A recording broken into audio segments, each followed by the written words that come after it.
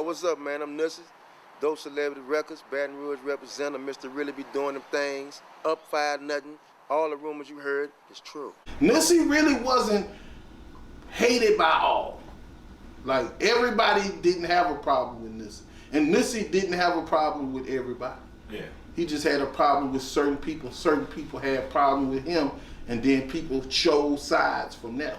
I really be in them streets. I really be doing them things. Niggas really be scared of me. You can say what you want, but you better mumble it. I gotta keep it real. Yeah, a nigga wanna murk me cause I make them chunks feel like them Thanksgiving turkeys. It is what it is. Check the stats. Facts are facts. They call them Iron Chest Charlie, so I shot him in the back. Boosie them did it like they was on the news.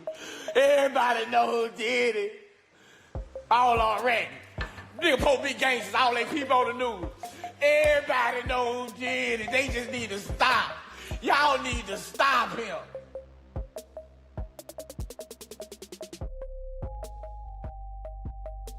Baton Rouge in the mid-2000s, man, it was like a live-action war zone. Guns popping every night, bodies dropping like mixtapes in the hood already numb to the sirens. It wasn't no safe zone. It was survival season year-round. Folks ain't just duck bullets, they duck beef, they duck betrayal, they duck the next setup coming from somebody they knew yesterday. And right in the middle of it, Chris Linnell Jackson, the streets call that boy Nussie. Ain't no mystery nickname, ain't no polished up rap title. Just Nussie, the grimy cat out of South Baton Rouge, who wasn't respected for no voice, no stage energy, none of that rap star talk type shit. People knew that boy cause he stayed scheming. Nussie was the type to hit a lick with counterfeit bills, hand them over like Monopoly money, walk off with the work while the connects sitting there just figuring out they got played. Word on the street was that boy said you pounds that look right, smell kinda right, but bust that bag open and it was straight hay. Imagine paying top dollar for cow feed. That's the kind of hustle that boy Nussie thrived on. He wasn't playing Robin Hood. He wasn't no reflection of the city. Many folks and be all hustled honest or at least tried to. Nussie, he was in a different lane, all the way grimy. Now yeah, rap started creeping into his picture. He had tracks floating around, enough to make some noise in Baton Rouge, but Nussie wasn't trying to sell no image of redemption. He was the same street dude on wax as he was off. And then came the twist, set everything off. He started using rap as a weapon, and his target was the hottest thing moving in Baton Rouge at the time, Lil Boosie. Boosie was already the hood soundtrack. His name was currency in them streets, and folks rolled for him heavy. But when Nussie dropped that street gossip joint calling Boosie a rat, he ain't just threw a diss, he threw gasoline on the block, was already on fire. That's when he started clowning that boy Boosie by twisting his name, calling himself Nussie Badass, just to mock that boy. But truth be told, to the streets, he was never badass. To the streets, he was just Nussie, the grimy cat you couldn't trust if he was trying to cop some work. In that Ivy situation, let's clear that shit up early. People been pushing that rumor like Nussie got killed because he smoked Boosie's partner, Ivy. That shit right there is straight up cap.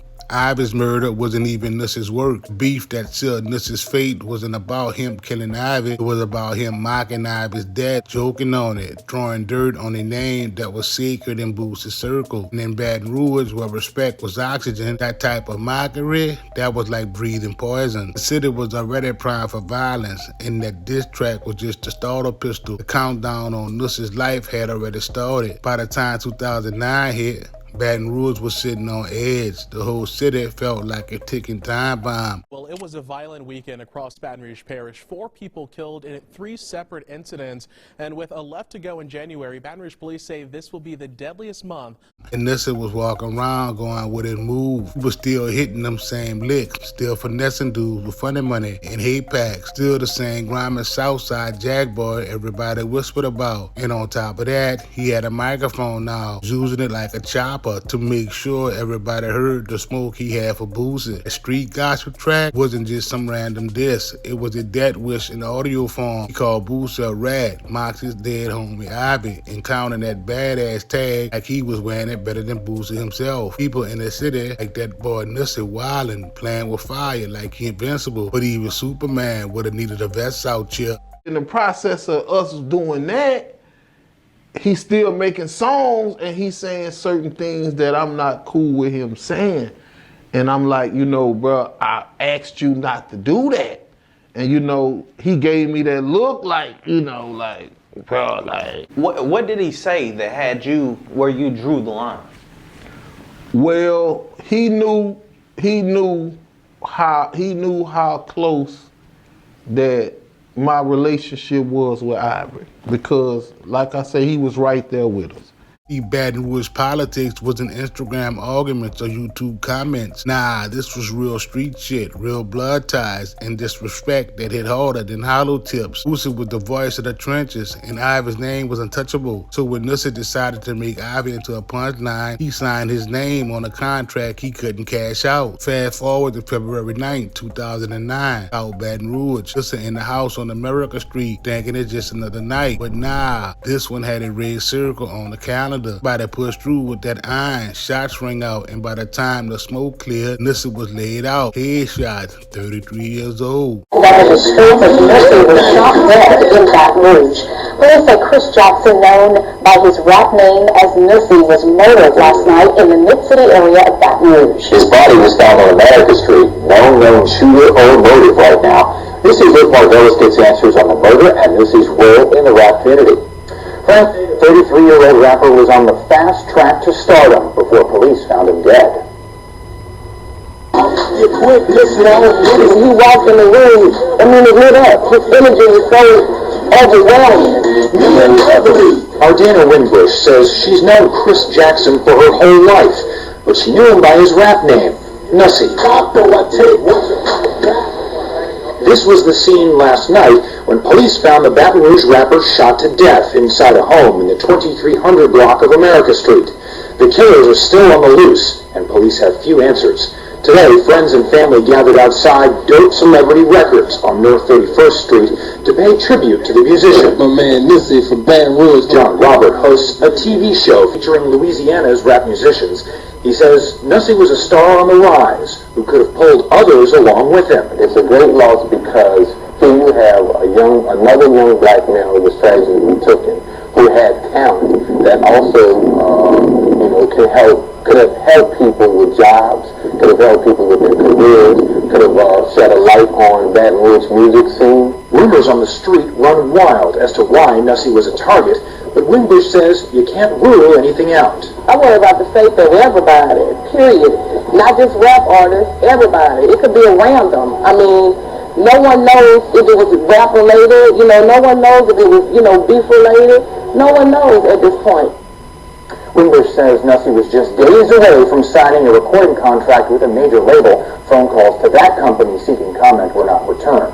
Chris Nussie Jackson leaves behind two daughters, ages 13 and 4. Luke Margolis, WBRZ, Balance News. Thank you, Luke. Now, a second man was also found shot about the same time, just blocks from where police found Nussie. The hood lit up with whispers before the cops even finished putting up tape. Folks was crying, man, Boosie gotta be behind this, like it was obvious mad. Street logic went, it's Boosie, clown Ivy, end up dead, case closed. 12 ain't work on hood equations, they ain't dropped no motive at first. They said they found him shot in the crib, no suspect, no answers. It's another body chalked on them bloody Baton Rouge streets. Still the timing spoke louder than police sirens to a city that already picked sides in the beef. It looked like the scoreboard just updated. And the irony, the same streets he played dirty on, hustling cats with hate, shorting them with counterfeit cash, acting when he felt like it. Those same streets watch him go out dirty. Ain't no glamour in it, ain't no glory. Just another street dude who flew too close to the flames and got burned. Soon as Nussie's body hit that coroner's table, the city knew cops was gonna come sniffing, but this was no clean-cut whodunit. This was Baton Rouge, where killers ain't bragging on Instagram Live. He moving in silence, letting rumors do the dirty work. For weeks, the word was just Boosie did it, like that man pulled the trigger himself. But 12 ain't got the luxury of street whispers. They needed names, faces, and charges they could stick to. Thing is, Nussie ain't making it hard for people to assume where the smoke was coming from. Before his death, he straight up taunted Boosie in public, holding up that infamous t-shirt airbrushed with the words, "Rest in peace, who next?" Was the ultimate dare, a middle finger to Boosie and whoever he ran ran with. People in the streets even pushed the narrative that Nussie had a hand in the deaths of Boosie's partners, Josh, Ivy, and Ace. Them folks whispers stuck like gum on the pavement. In the irony, years later, Boosie owned alleged young hitter, Marlo Mike, would end up tatted on his stomach with the exact same words, "Yo Boosie, who next?" It was like the prophecy got written on flesh. 2010, prosecutor had their eyes locked on Marlo Mike, just a teenager, but was already tied to so many bodies, it was like he had a graveyard under his belt.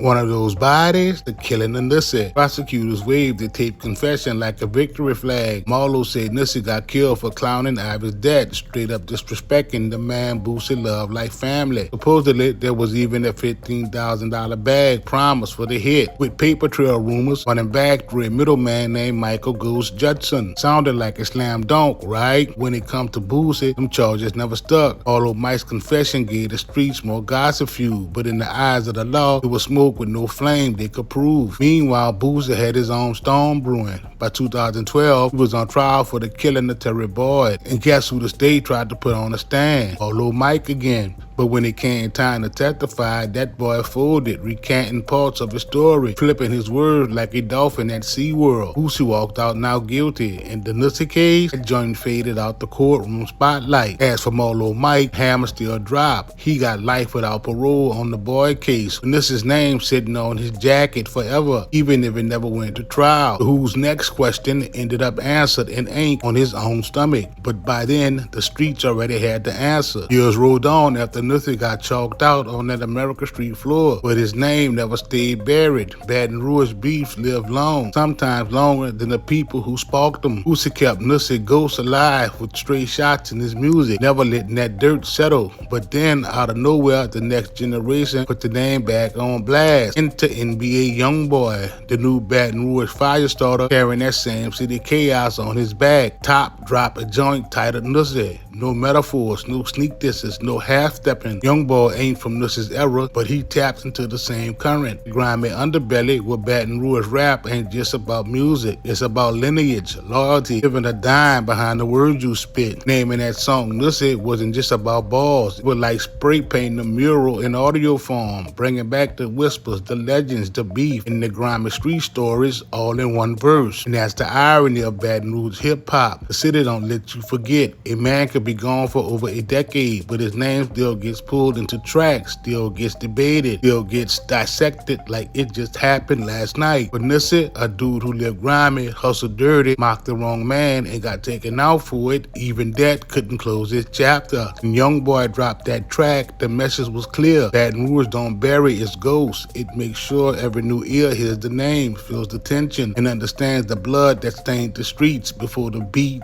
ever dropped. Nussie may have thought he was writing his own legend when he held up that rest in peace who next shirt, but in the end, the city would form with bullets, with tattoos, with trials, and now with songs that keeping his name alive echo through in the Baton Rouge streets. Long after the block he walked through has changed. Story of Nussie don't end with his death. It ends with his name still ringing long after his voice got silenced.